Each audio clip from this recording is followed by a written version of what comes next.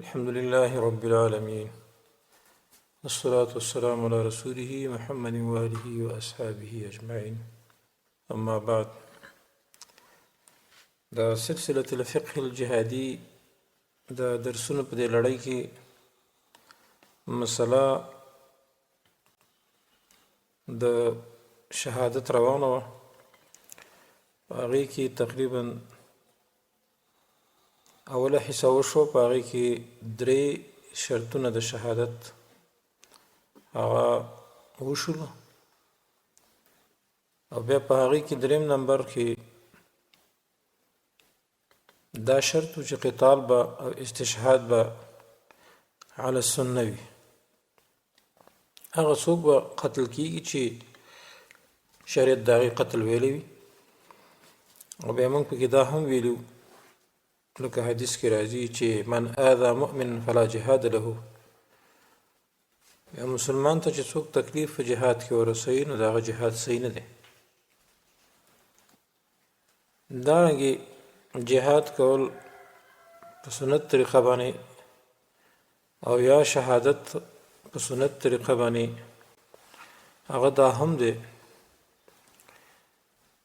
چې مجاهد به ډېره جلدي نه کوي چې ځان د هلاکت ځای ته ورسوي صرف ځان وجنه به نه وي هغه ځای کې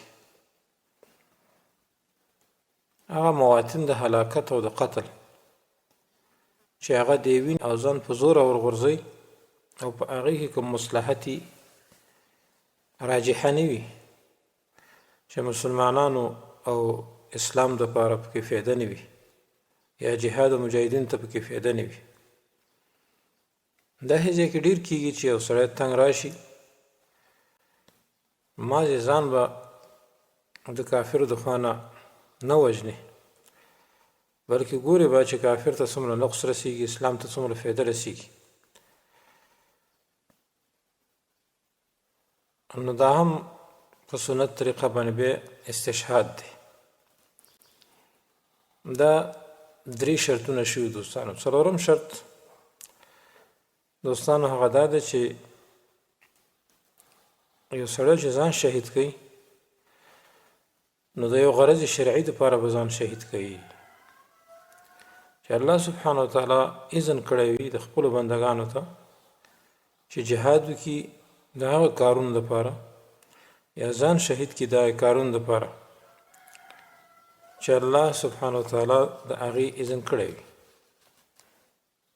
لکه یو سړی قتال کوي د دین د لوړۍ په خاطر باندې چې دین لوړ شي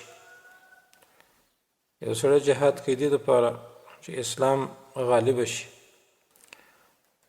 یو سړی دې دپاره قتال کوي چې د عزت او ابرو نه دفاع وشي یو سړی دې دپاره قتال کوي چې د هغه مال بچ شي یا قتال د وینې د بچ کېدو دپاره د ځان نه دفاع په خاطر باندې قتال وکړي یا دې دپاره قتال وکړي چې د هغه اهل په عزت او ابرو کې پاتې شي او سړی د هغه بېعزتي کوي د اهل نو دی د هغه سره قتال وکړي دا هم استشهاد فی سبیل الله دی او مشروع استشهاد دی یا یو سړی دې دپاره قتال کوي چې د مسلمانانو عزتونه وساتلی شي یا د ظلم په خاطر باندې مثلا یو سړی په چا باندې ظلم کوي او دی ورسره قتال وکړي یا د مسلمانانو سره د ظلم په وجه باندې چې مسلمانان سره ظلم کیږي نو دغه ظلم د دفاع په خاطر باندې دی قتال کوي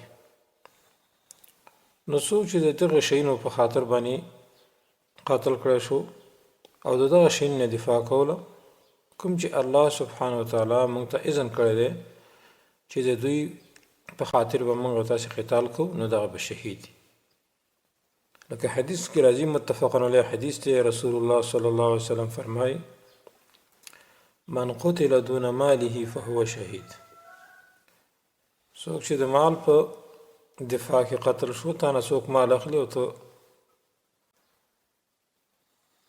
د هغه ظالم سره جنګ وکړي نو دا به شهید وي بل حدیث کې راځي رسول الله صلی الله علیه وسلم فرمایي من قتل دون ماله فهو شهید ومن قتل دون دمه فهو شهید ومن قتل دون دينه فهو شهید ومن قتل دون اهله فهو شهید. ترمذی کې حدیث دی. یعنی څوک چې د مال په دفاع کې قتل شو شهید دی، څوک چې د خپل ځان د دفاع په خاطر قتل شو شهید دی، څوک چې د دین د دفاع په خاطر قتل شو شهید دی، څوک چې د خپل اهل نه د دفاع په خاطر باندې قتل شو هم شهید دی. یو سړی د ستا په کور باندې تعرض کوي، نو د هغې نه دفاع دې وکړه، ته قتل شو ته به شهید یې. د دې حدیث په بنا باندې بل حدیث کې راځي، نسائی کې حدیث دی، رسول الله صلی الله علیه وسلم فرمایي من قتل دون ماله مظلوما فله الجنه. څوک چې د مال د دفاع په خاطر باندې مظلوم قتل شو نو د لره جنت دی. بل حدیث کې راځي، رسول الله صلی الله علیه وسلم فرمایي من قتل دون مظلمته فهو شهید. څوک چې د مظلومیت په حال قتل شو نو دی به شهید وي. تا باندې یو سړی ظلم کوي او په هغې باندې ته د هغه سره قتال وکړي، د خپل ظلم د بچاو په خاطر باندې ته د هغه سره قتال وکړي، نو ته به شهید یې که ته قتل شوې. نو دې څلورم شرط دی دوستانو. نو اوس که یو سړی قتال کوي او د غیر مشروع اغراضو په وجه باندې دی قتل کړی شي، کوم چې الله سبحانه وتعالی د هغې اجازه نه ده کړې، نو دا سړی دوستانو شهید نه دی. لکه د دې ښه مثال دا دی چې یو سړی د ظالم طاغوت حکومت نه د دفاع په خاطر مړ شي، یا د هغوی تنظیم ساتي، د هغوی قانون ساتي، د قانون په لحاظ باندې هغه جنګ کوي د مجاهدینو د طالبانو سره، د هغوی د کفر او د شرک او د ظلم او د بربریت نه دفاع کوي، نو دا سړی مردار دی، دې ته شهید نه ویل کېږي، ځکه دا داسې اغراض دي چې غیر مشروع اغراض دي. یا بل سړی مثلا چې مړ شو هغه د جاهلیت په مرګ باندې، یا بل یو سړی د عصبیت او د پښتو په لحاظ باندې، د قبیلې په لحاظ باندې جنګیږي، د ځمکې په لحاظ جنګیږي، د ځمکې جنګ دی، لکه کشمیر بنېږي او پاکستان بنېږي، لکه دا ځمکه غواړي، قانون نه غواړي. داسې خلکو ته دوستانو شهیدان نشي ویلی کېدی، ځکه الله سبحانه وتعالی داسې اذن موږ ته په قتال باندې نه دی کړی چې د هغې کې که مصلحت شرعي نه وي. نو څوک چې په داسې اغراضو کې مړ شو دی به شهید نه وي، بلکې دی به په اور کې وي. رسول الله صلی الله علیه وسلم فرمایي من قاتل تحت رایة عمیة یغضب عصبة او يدعو إلى عصبة او ينصر عصبة فقتل فقتله جاهلية ومن خرج على أمتي يضرب برها وفاجرها ولا يتحاشى من مؤمنها ولا يفي لذي عهد عهده فليس مني ولست منه. مسلم کې حدیث دی. یعنی رسول الله صلی الله علیه وسلم فرمایي چا چې قتال وکړو د یو ړندې جنډې لاندې، د شریعت نه خلاف جنډه ده، لکه د اوسني ټول تنظیمونه چې کوم دي، نیشنلزم او پیپالیزم او فلانې او فلانې دا تنظیمونه، د دې جنډې لاندې دی مردار شي، د عصبیت د وجې نه دی په غضب کېږي، یا دعوت کې دغه عصبیت یا نصرت کوي او دی مړ شي، نو فقتله جاهلیه ده، د قتل بیت شي جاهلیت قتل دی. بیا رسول الله صلی الله علیه وسلم فرمایي ومن خرج علی امتی یضرب برها وفاجرها. څوک چې زما په امت راووت نیک او بد ټول وژني او د مؤمن د قتل نه ځان نه ساتي، او دارنګې د معاهدینو هغه عهد ته هم کومه پاملرنه نه کوي، د هغې د عهد وفا نه کوي، نبی علیه الصلاة والسلام فرمایي فلیس مني ولست منهم، نه زما د جملې نه دی او زه د دوی نه بیزاره هم یم. د دې حدیث نه معلومه شوه نن سبا چې څوک د طاغوت په لار کې قتال کوي او مردار شو، د ده هغه مرګ د جاهلیت مرګ دی، یا د عصبیت په وجه باندې تعصب کوي، د خپل مسلک په وجه باندې جنګیږي چې هغه مسلک قرآن و سنت نه وي، یا دعوت کې دغه مسلک ته چې هغه د قرآن او سنت نه مخالف وي یا نصرت کې دغسې مسلک که په دغه کې دی مړ شو نو د مرګ د جاهلیت دی.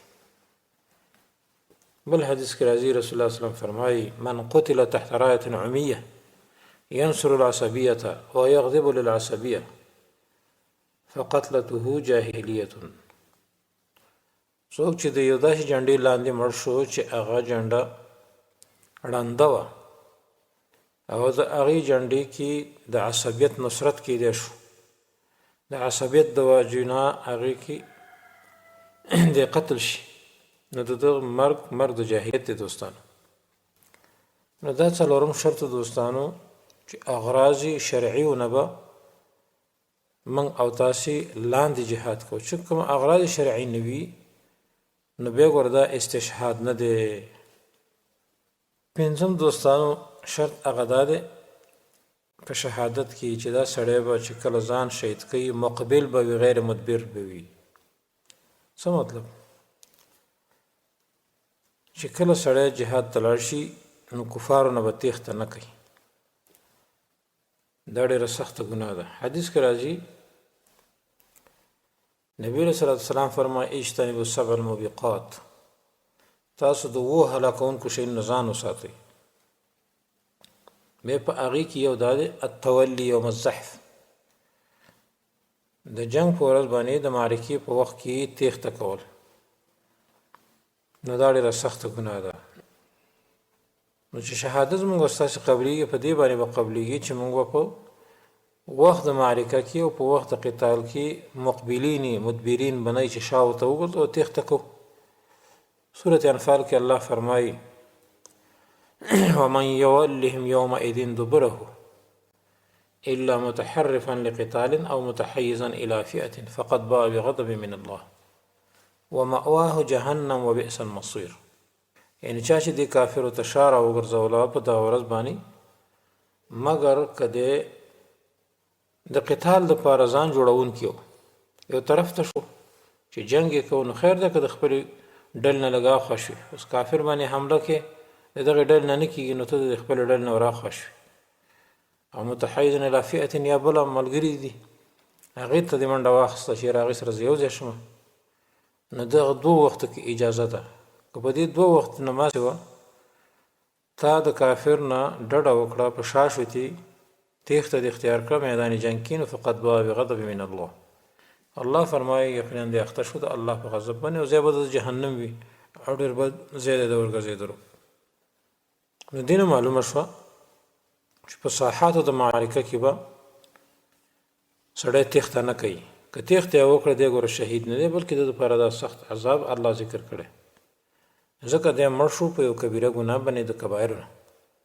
ابو قتاده رضی الله عنه فرمایي یو سړي ویله د الله رسوله ارأیت ان قتلت فی سبیل الله، ماله خبر راکړه که زه قتل کړی شوم د الله په لار کې نو تکفر عني خطایایا، آیا زما نه به ګناهونه ورجېږي؟ فقال رسول الله صلی الله علیه وسلم نعم، ولې به نه رجېږي ان قتلت فی سبیل الله وانت صابر محتسب مقبل غیر مدبر. که ته د الله په لار کې قتل کړی شي او حالا کې ته صبر کوونکی او اجر امید کوونکی وي د الله نه په دې قتال سره، خو به داسې شرط مقبلون چې ته به مخامخ غیر مدبر تېښته کوونکی بنې. بیا رسول الله صلی الله علیه وسلم ورته ویلي کیف قلت، تا څنګه خبره وکړه؟ هغه صحابي ورته بیا دا خبره وکړه که زه د الله په لار کې قتل کړی شوم نو زما ګناهونه به ختم شي.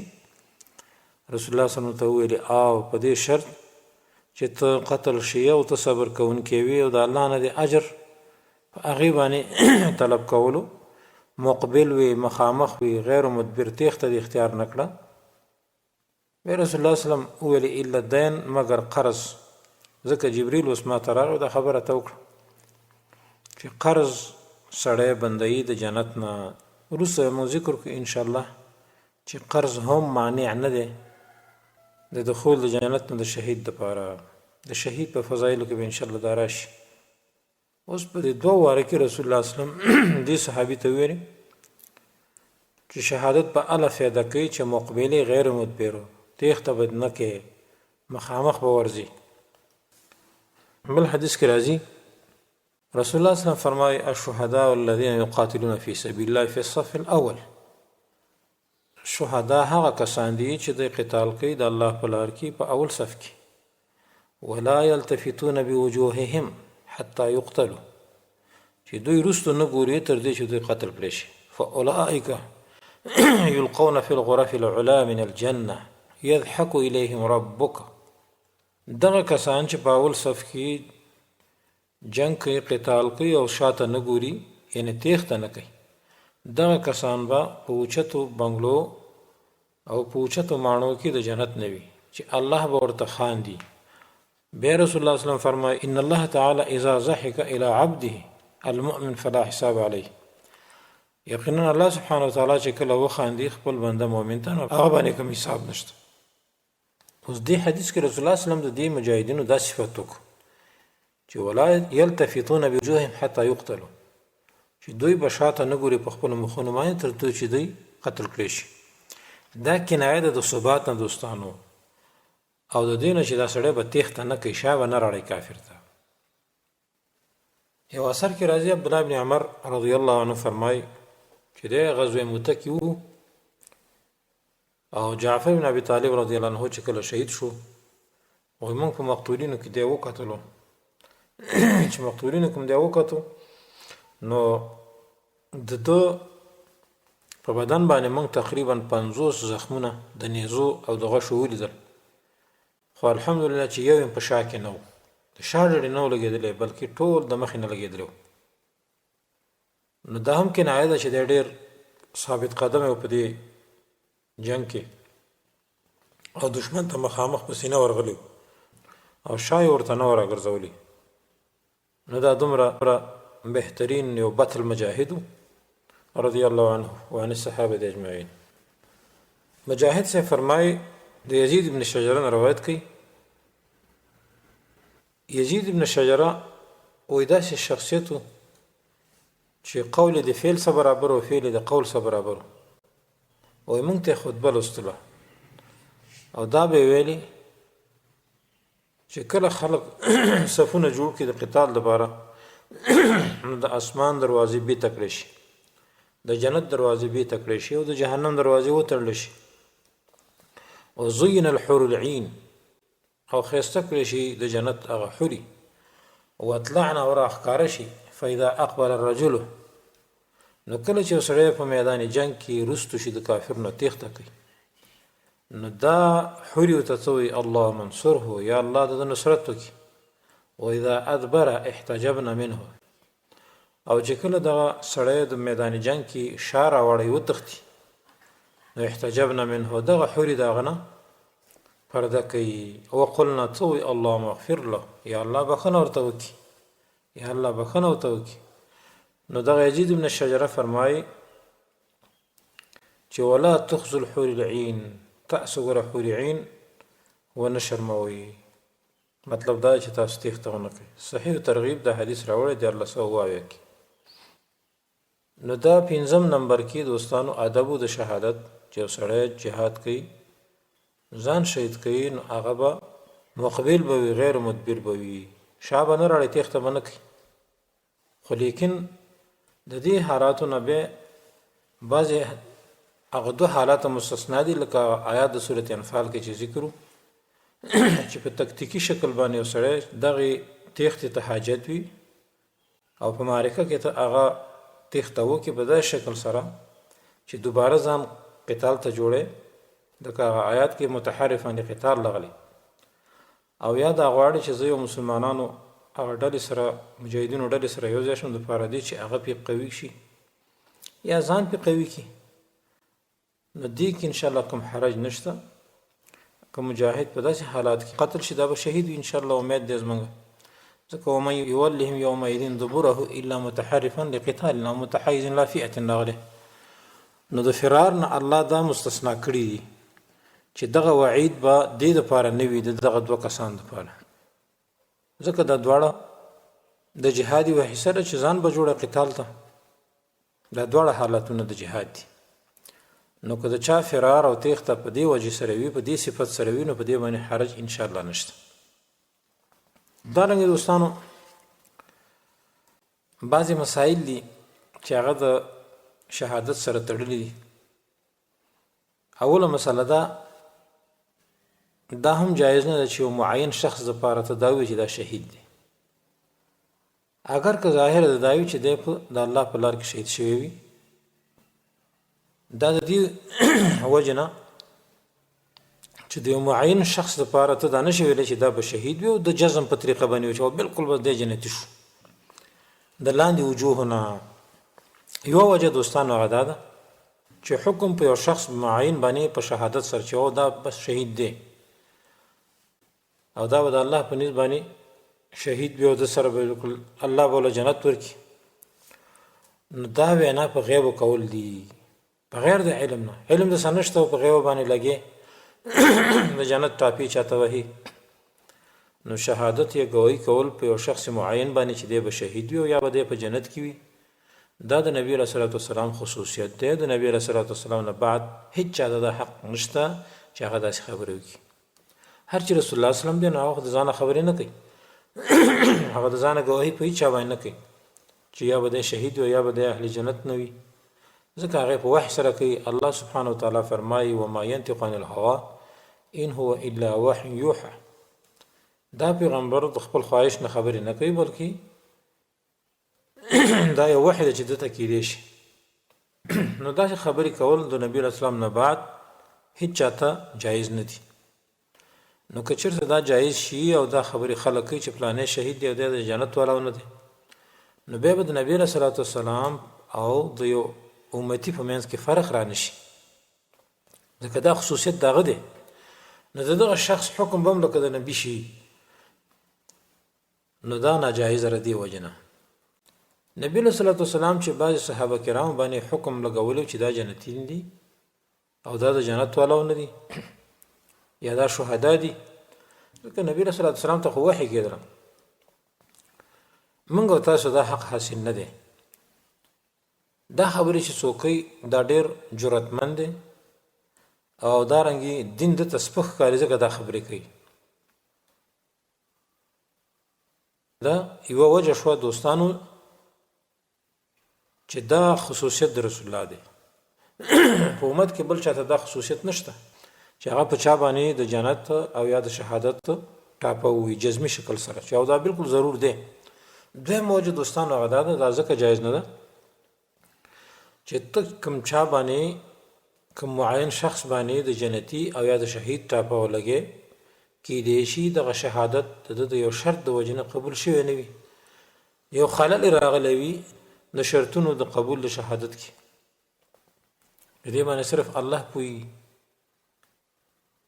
او خاص کر هغه شروط د شهادت چې هغه د زړه سره تعلق لري لکه اخلاص شو یا په زړه کې نور داسې چې هغه صرف الله سبحانه وتعالی په هغه باندې پیږي. د دې وجه حدیث کې راځي رسول الله صلی الله علیه وسلم فرمایي مثل المجاهد فی سبیل الله والله اعلم بما یجاهد فی سبیله کمثل الصائم القائم. وی مثال د مجاهد د الله په لار کې و الله عالم دی په د باندې بما یجاهد فی سبیله په هغه چا باندې چې jihad کې په لار د الله کې په مثال هغه روزدار او هغه منځګزار تهجد گزار دی. اوس وګوره نبی رسول الله صلی الله علیه وسلم دلته څه ویلي مثال د مجاهد فی سبیل الله والله اعلم بما یجاهد، الله وی پویږي په هغه چا باندې چې jihad د الله په لار کې کوي. دې ځکه ویلي ذکر اخلاص د دې زړه دی، پته نه لګي چې دا مجاهد چې شهید شوی اخلاص پرړه کې وکنو دې باندې الله پویږي. نو ځکه علم الله تعالی چې والله اعلم بما یجاهد فی سبیله دې حدیث ته توجه وکړ. بل حدیث هم داسې راځي رسول الله صلی الله علیه وسلم فرمایي والذي نفسي بيده لا يكلم احد في سبيل الله. قسم فغزاد چې نفس زما دغه په لاس کې دی، نه زخم کیږي هیڅ یو کس د الله په لار کې. والله اعلم بمن يكلم في سبيله، الله عالم دی زید په هغه چا باندې چې هغه زخمی کړی شي د الله په لار کې. الا جاء يوم القيامه، په ورځ قیامت کې براشي رنگ به رنگ دی ویني او بوی به د مشک. دې حدیث کې دوستانو رسول الله صلی الله علیه وسلم هم دا ویل چې والله اعلم الله پوی دی. نو جزمي خبره ونه کړه سره دې نه چې د الله په لار کې زخمی شوی دی. رسول الله صلی الله علیه وسلم دا غي علم الله ته وسپاره، ځکه کې دې شي د شهادت یو شرط کې خلل راغلی وي. د دې وجه امام بخاري رحمه الله باب لګولې دی، باب لا یقول فلان شهید.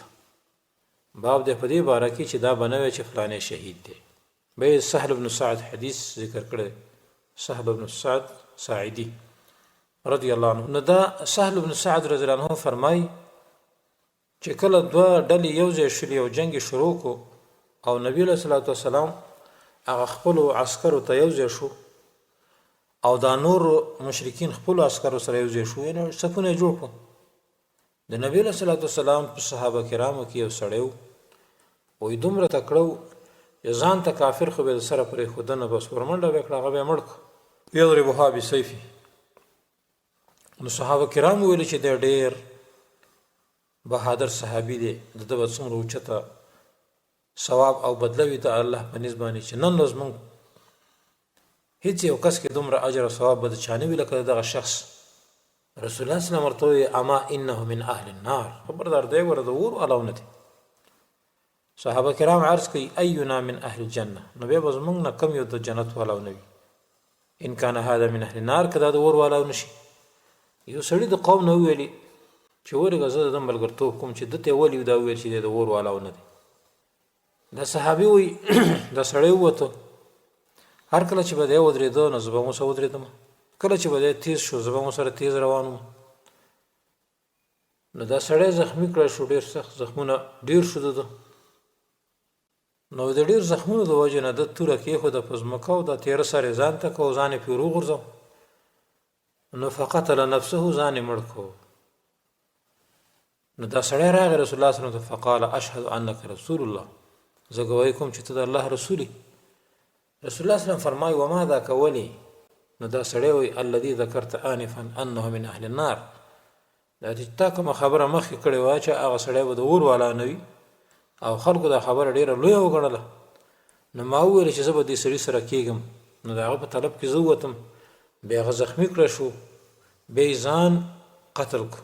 نو رسول الله صلی الله علیه وسلم وویل ان الرجل لا يعمل عمل اهل الجنه، یو سړی به عمل کوي عمل د جنت والاونه، فيما يبدو للناس وهو من اهل النار، خلکو د بخکاری چې د جنتی دي لیکن دی به د اور والاونه وي. وان الرجل لا يعمل عمل اهل النار، یو سړی به د اور عمل کوي خلکو ته به د اور عمل ښکاري، وهو من اهل الجنه، دی به د جنت والاونه وي. متفقون علیه حدیث دی.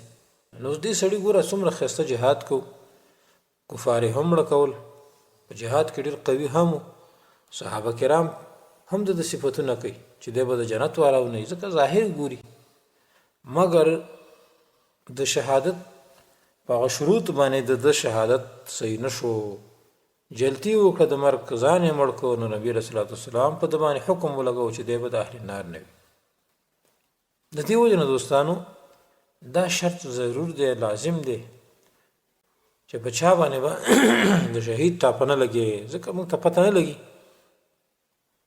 بل حدیث کې راځي ابو هريره فرمایي موږ د رسول الله صلی الله علیه وسلم سره غزوه خیبر ته ووتو. نو غزوه خیبر چې کله الله سبحانه وتعالی دا غزا کې موږ له فتح راکړه، سره او سپین موږ غنیمت نه کړو، صرف کپړې او طعام وغیره جامې مامې موږ غنیمت کړې. نو موږ به یو وادي ته رالو او رسول الله صلی الله علیه وسلم سره یو غلام یو سړی ورته ورکړو د جزام قبیلې نه، رفاعه ابن زید نومېده. هر کله چې موږ دغه وادي ته رالو نو دغه غلام د رسول الله صلی الله علیه وسلم پاسېدو چې دا باری لکو اوخ نه باری لکو، نو یو غشی رالو او په دو لګېدو او एकदम را پرېوتو، بس مړ شو. نو فقلنا هنيئا له الشهاده یا رسول الله، د شهادت دی مبارک شي د الله رسول ته.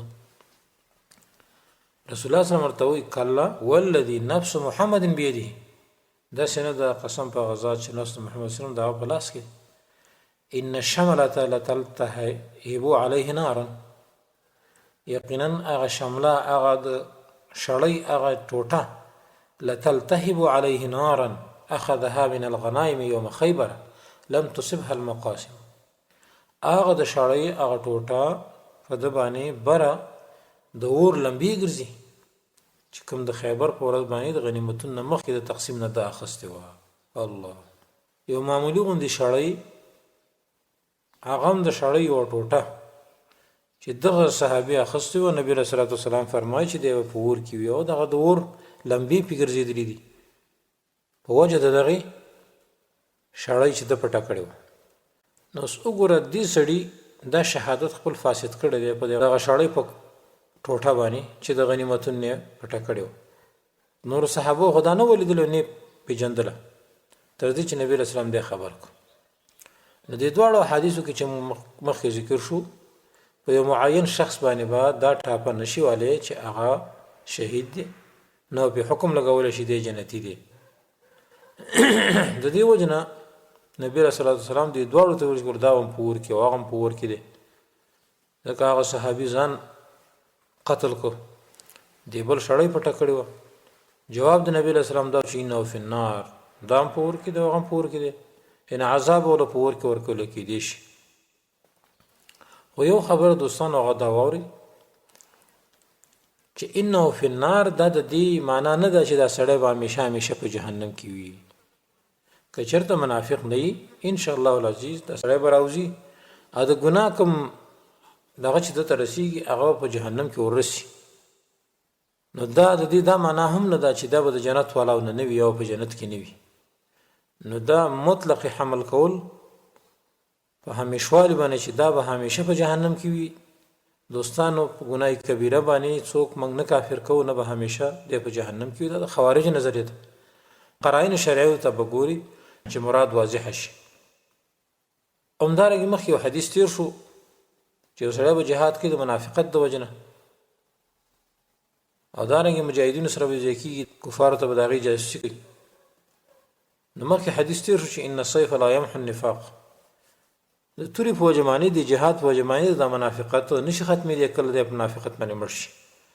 ځکه د دې منافقت هغه مقر چې دی هغه زړه دی، او په زړه باندې صرف یو الله خبر دی، د هغې علم د الله سره دی. دوستان نو دا دوه وجې شوې. درېیمه وجه په چا باندې به د شهادت یا د جنت ټاپه نشي لګېدی چې دا شهید دی یا د جنت والاو نه دی، ځکه په دې کې تزکیه ده په الله باندې. دا ته هوبهو داسې دی لکه دا سړی چې ته پاک یې، هوبهو دا په الله باندې جرأت دی. الله فرمایي فلا تزکوا انفسکم هو اعلم بمن اتقا، تاسو مه پاکوئ خپل نفسونه خپل ځانونه، الله زیات عالم دی په هغه چا باندې چې هغه تقوادار وي. نو دا تزکیه ده، او تزکیه به تاسو د نفسونو نه کوئ. د نفس تزکیه ناجایزه ده، په خپل منځونو کې د یو بل تزکیه نه کوئ. نو دا وجه وي چې چا باندې به حکم په معین شخص باندې به حکم نشي کېدی چې دا شهید دی د جنت والا. اوس که څوک دا اعتراض وکړي نو موږ به ته څه وایو د زموږ شهداو باندې چې مثلا اوس شهیدان کېږي د طواغیتو مقابل کې، د انګریزانو د دارنګې نورو مرتدینو مقابل کې، نو صحیح تعبیر به د دوی په حق کې څه وي؟ د دې جواب دا دی دوستانو موږ به داسې وایو چې نحسبه شهیدا، ګمان دله راکوو چې دا به شهید وي، ولا نزکیه علی الله، موږ تزکیه په الله باندې د نه کوو. یا به داسې وایو چې نرجو ان یکون شهیدا، موږ امید لرو بس دا ښه خبره. یا دا مطلب نسأل الله ان یجعله من الشهداء، د الله نه امید لرو چې دی به شهید وګرځوي، یا به سره د شهداو شي، جزم به پې نه کوو. لکه حدیث کې راځي رسول الله صلی الله علیه وسلم فرمایي من کان منکم مادحا اخاه لا محاله فلیقل احسب فلان والله حسیبه. که څوک د چا صفت کوي د کوم ورور، خامخا د ورور صفت کوي، نو داسې دی وایي ګمان کوم فلاني باندې چې دی به داسې وي، او الله نور حساب کوونکی دی. ولا ازکي علی الله احدا احسبه کذا وکذا، متفق علیه حدیث دی. نو دینه معلومه شوه چې جزم به په چا باندې نه کوي. لیکن که عام حکم وکړي په چا باندې اجمالي معین نه، نو په دې کې کوم حرج انشاءالله نشته. لکه یو مجموع د مسلمانانو د مقتولینو د شهداو داسې ویلی شي، مثلا په فلسطین کې چې شهیدان شوي دي، په افغانستان کې شهیدان چې څومره شوي دي، یا په پاکستان کې شهیدان څومره شوي دي، عراق کې څومره شوي دي، دې ته عامه سطح باندې شهدا ویلی کېدی شي. ځکه زموږ امید ده چې په دې کې صحیح شهیدان هم شوي. بعضې پکې په شهادت کې خلل راغلی وي نو د هغې په وجه باندې به عام نوم شهدا نشي رد کېدلی بلکې دوی ته به شهدا ویل کېدی شي. دوستانو د دې وجه نه د دې خبرې ډېر احتیاط پکار دی. امام ابن حجر اسقلاني رحمه الله فتح الباري کې لیکي ويفل مراد النهي عن تعيين وصف واحد بعينه بأنه شهيد. وې دې حدیثونو کې چې کوم نه راغلی دا نو معین شخص راغلی چې معین شخص به شهید یا جنتی نشي ویلي، بل يجوز ان يقال ذلك على طريق الاجمال. اجمالی طریقې سره ویل شي لکه د افغانستان شهیدان، د پاکستان شهیدان وغیرہ، هغه شهیدان چې د پاکستان حکومت شهیدان کړي دي، دغه مرتدینو د خانه شهیدان شوي دي، د شي ویل شي. د دې وجنه بل خبره یاد ساتل هغه دادي چې دا فیصله کول په چا باندې دا د الله سبحانه وتعالی اختیار دی. سورۃ یوسف کې الله فرمایي ان الحكم الا لله. نه دی اختیار د فیصلو او د حکم لګولو، فیصله کول صرف د الله د پاره دی، هیڅ د پاره نه دی. اوس کو څوک په چا باندې دا ټاپولو چې دا شهید دی، دی به شهید وي، دا خبره غلطه ده. اوس کو ټول مسلمانان په سړي باندې دا ګوي چې لکه دا مردار دی او ته شهید دی، دا خو نشي شهید کیږي. لکه نن وخت چې د تواغیتو سره کوم مجرمین دي، شرطه د پوز، پولیس، رینجر وغیرہ، دا ټول د مجاهدینو او د طالبانو خلاف جنگيږي او دوی ته بعضي احمقان شهیدان وي، کله ته د وطن شهید وي، کله ته د خاور دفاع کوونکي شهید، کله ته د قانون شهید وي، حالانکه دا ټول مردار دي. نو ټول دنیا په دې باندې متفقه چې دا مرداران دي. اگر کو بعض خلکو ته شهیدان وي نو په دې باندې دوی شهیدان نه ګرځي. یا مثلا کوم مجاهدین، کوم طالبان چې د حکومتونو خلاف جنگيږي، د دوی د قوانینو خلاف جنگيږي چې دا قانون د کفر دی او دوی د الله د شریعت د لپاره، د الله د شریعت د احکامو تنفیذ لپاره دوی جهاد کوي او دغه طالبانو یا مجاهدین شهیدان شي، نو دغه د مرتدینو مولیان او شیخان مرتد شوی، کله ته ارهابین وي، کله ته تکفیریان وي او دارنګي کله ته څو کله ته څو، نو که دوی باندې القاب ور هم کې دوی ته، نو د دوی د حکم مردود دی. ان شاء الله دوی د الله نه امید ده چې دوی به شهیدان وي. اوس وګوره حبیب نجار واقع ته چې منګه سوچ وکړو، سورۃ یاسین کې الله دا قصه ذکر کړې ده. کله چې حق بیان کو او د انبیاء تابعدارو، نو هغه ظالمانو د شهید کوي او تر دې چې خپو باندې په وروختل دومره عذاب ولور ک تر دې چې د شهید شو. نو فورا چې د کیږي الله ورته يدخل الجنه، جنت ته داخل شه، معناته شهیدی. ځکه استا چې کوم مطلب هغه وشو ته شهادت ته ورسېدي، د کرامت الله په دنیا کې ظاهر کو. نو دی وجه نبی رسول یا الله قوم يعلمون بما غفر لي ربي وجعلني من المكرمين. نو الله هغه ته فورا شهید ویلي، نو دا شخص ته اوس موږ شهید وایو ځکه الله به گواہی کړی ده چې يدخل الجنه. دا شخص نور چاته موږ شهید نشو ویلي کې دې شي په شهادت کې کوم خلل لاغلي دغه په شرطونو کې. دویمه مسله دوستانو هغه ده چې د شهادت د تمنا په منځ کې فرق. یو سړی دا غواړي چې الله ما شهید کړي، د الله نه سوال کوي چې ما شهید کړي. یو کس داسې وي، بل کس داسې وي چې د الله نه سوال کوي چې د الله په لار کې موږ شهادت غواړو، یا زمونږ هغه خاتمه په شهادت باندې کې دي کې فرق دی. اول جایز دی او دا دویمه چې کومه خبره کړه چې یا الله خاتمه په شهادت باندې کې خوده ځان داسې ځای ته ورغورځوي چې هغه کوم مصلحت راجح نه وي، شرعي مصلحت نه وي، صرف یې مسمر شمه د کافر د خانه. نو دوستانو دا ناجایز ده. ځان به صرف په کافر باندې نه وژني تر څو چې کافر مړ نه کړي، او یا تر څو چې د اسلام او د مسلمانانو لپاره کوم مصلحت په ستا په مرګ کې نه وي. دې دواړو کې خلط ملط پکار نه دی. تمنا د شهادت جایز ده چې د الله په لار کې سره قتل شي. هر مؤمن او مسلمان ته دا پکار شي په دې باندې حریص شي. حدیث کې راځي رسول الله صلی الله علیه وسلم فرمایي والذي نفسي بيده وجدت اني اقاتل في سبيل الله فاقتل ثم احيا ثم اقتل ثم احيا ثم اقتل. درې واره رسول الله صلی الله علیه وسلم دا خبره وکړه چې زه دا خو کومه چې الله په لار کې قتل کړی شم او بیا ژوندی شم، بیا قتل شم، بیا ژوندی شم، بیا قتل شم. ابو هريره به دا خبره بار بار کوله، اشهد بالله، زه ګوی په الله باندې کوم چې رسول الله صلی الله علیه وسلم دا خبره درې واره وکړه. په روایت د مسلم کې داسې راځي والذي نفس محمد بيده لوددت ان اغزو في سبيل الله فاقتل ثم اغزو فاقتل ثم اغزو فاقتل. زه خو کوم دا خبره چې زه غزا وکم د الله په لار کې، بیا قتل شم، بیا غزا وکم، بیا قتل شم، بیا غزا وکم، بیا قتل شم. بل حدیث کې راځي رسول الله صلی الله علیه وسلم فرمای ولئن اقتل في سبيل الله احب الي من ان يكون لي اهل وبر والمدر. دا چې د الله په لار کې زه قتل شم دا ما ډیره بهتره ده د دینه چې ما د پاره دي شي د اهل وبر او مدر، دا د ماڼو والا یا مثلا د وخانو والا، دا ټول مال شي دا ما نه خوښي تر څو چې د الله په لار کې شي شم دا ما ته ډیره غوره ده. نو دوستانو یو د شهادت تمنا ده، بل ځان شهادت ته بغیر د مصلحت راجحه او یا د مسلمانانو او د جهاد او د مجاهدینو د فیدی نه بغیر ته یو ځای ته ځان وړاندې کړي چې بس صرف کافر وجلی او که زه مړ کوم زه به شهید شم. دې کې فرق دی دوستانو. دې مسالې ته باید سوچ وکړی شي.